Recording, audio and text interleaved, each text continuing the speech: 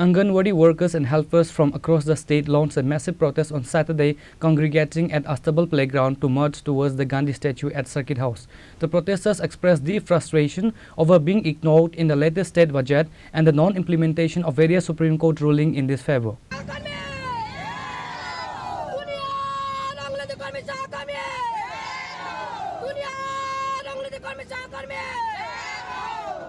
Citing a lack of official permission, police intercepted and detained the protesters at Astable, preventing their march to Circuit House sit-in site.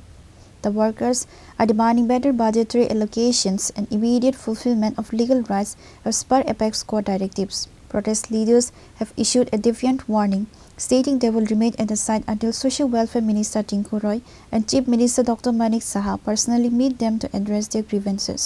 আমরা all Tripura anganwadi worker helper তরফ থেকে আমি এখানে আমরা দাবি পেশ করতে এসেছি মাননীয় আমাদের মুখ্যমন্ত্রী এবং আমাদের সমাজ কল্যাণ মিনিস্টার কাছে আমরা এই বার্তাটা পৌঁছে দিতে চাই।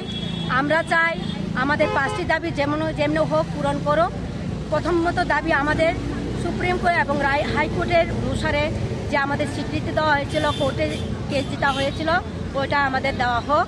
দ্বিতীয়ত আমাদের গ্র্যাচুইটি প্রদান করা হোক।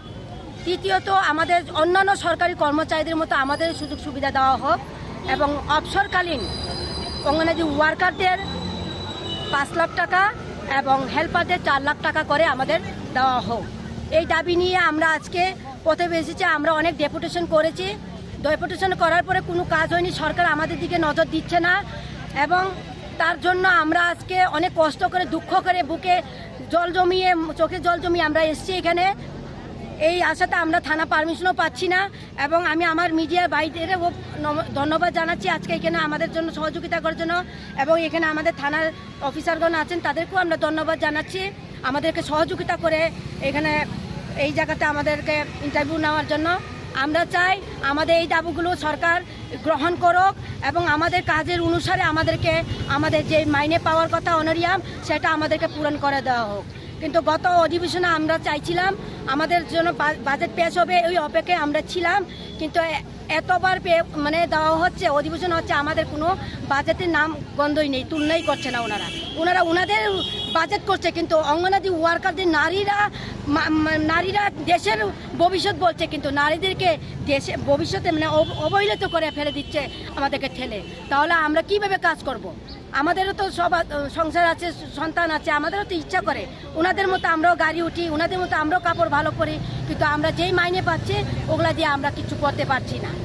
এবং এই জন্য আমি সরকারকে বলছি আমাদের অতি শীঘ্র এই আশাগুলো পূরণ করুন, এই দাবিগুলো পূরণ করুন। নমস্কার।